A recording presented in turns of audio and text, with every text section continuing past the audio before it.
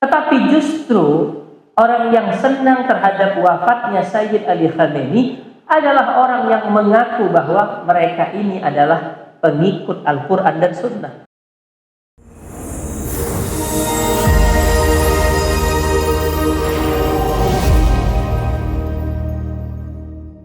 Tentu agama ini tidak dibangun dengan sikap berlebihan. Agama ini tidak dibangun dengan sikap ekstrim seperti saling mengkafirkan dan saling menyesatkan antara satu dengan yang lain. Allah Subhanahu wa taala berfirman di dalam Al-Qur'an, "Wa kadzalika ja'alnakum ummatan wasata." Dan demikianlah kami jadikan kamu sekalian sebagai umat yang wasata. Maka kita tidak diajarkan untuk menghakimi orang lain sesuka kita. Kita tidak diajarkan untuk bersikap ekstrim dan berlebihan, seperti saling mengkafirkan dan saling membid'ahkan. Bahkan yang perlu kita ketahui bahwa sikap saling mengkafirkan ini adalah sikap yang sangat-sangat berbahaya. Mana Rasulullah Shallallahu Alaihi Wasallam mengingatkan kepada kita dalam hadisnya, "Man qala li akhihi ya kafir, faqad ba'a biha ahaduhuma." Barang siapa yang mengatakan, "Hei kafir," tandanya kita mengatakan kepada orang lain, "Hei kafir," ternyata orang yang kita katakan itu tidak kafir. Maka kata-kata kafir ini harus memiliki tuan. Artinya bahwa kalau seandainya kata-kata kafir itu tidak kena kepada orang lain, maka dia akan kembali kepada kita. Na'udzubillah min dzalik. Dan kita tidak diajarkan untuk mengkafirkan seseorang selagi dia masih min ahlil qiblah. Al-Imam Abu Hamid Al-Ghazali mengatakan, "La tukaffir ahadan min ahlil qiblah." Jangan engkau mengkafirkan salah seorang. Jangan engkau kafirkan seseorang yang orang tersebut termasuk daripada min ahlil qiblah. Dia masih bersyahadat, sama syahadatnya dengan kita. Dia masih sholat, sama sholatnya dengan kita. Walaupun terjadi perbedaan-perbedaan di sana sini, tetapi perbedaan itu tidak membuat kita justru mudah untuk menyesatkan orang, mudah untuk mengkafirkan, mengeluarkan orang yang beragama Islam keluar dari agama. Kita lihat ya, bagaimana dulu para sunan, para wali-wali songo, mereka berdakwah di Indonesia, mengislamkan orang yang tadinya belum mengenal agama Islam.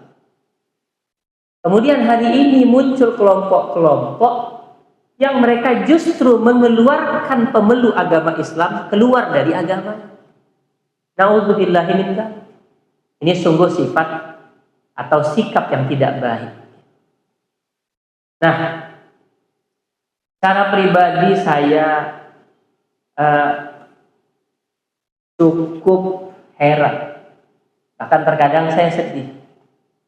Beberapa hari ini pimpinan tertinggi Iran, Sayyid Ali Khamenei, wafat dalam perang melawan Zionis Israel yang dibantu dengan Amerika. Tetapi ada pihak-pihak yang justru senang dengan wafatnya Sayyid Ali Khamenei. Bukan orang Yahudi, bukan. Kalau seandainya orang Yahudi senang dengan wafatnya Sayyid Ali Khamenei, ya sudah, wajar-wajar saja. Tetapi justru orang yang senang terhadap wafatnya Sayyid Ali Khamenei adalah orang yang mengaku bahwa mereka ini adalah pengikut Al-Quran dan Sunnah. Bahkan tadi saya melihat di beberapa akun, salah satunya akun John Ruginti.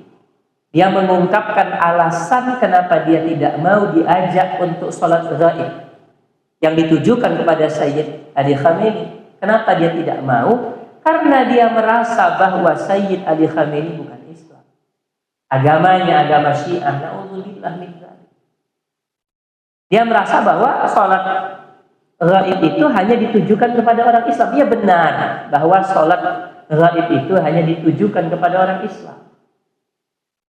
Tetapi tuduhan dia bahwa Sayyid Ali Khamenei itu bukan Islam, ini sungguh tuduhan yang sangat tidak berdasar. Kita tahu bahwa para ulama Ahlus Sunnah wal Jamaah mayoritas menyepakati, termasuk diantaranya Grand Syekh Al-Azhar, ya, Syekh Ahmad Thayyib, beliau mengatakan bahwa Syiah termasuk daripada agama Islam. Walaupun terjadi perbedaan pendapat di sana sini yang kita tidak sepakat dengan itu. Tapi sangat tidak pantas kita mengkafirkan atau menjelek-jelekkan orang yang selama ini mengorbankan jiwanya, mengorbankan pikiran dan tenaganya untuk membantu saudara-saudara kita di Palestina.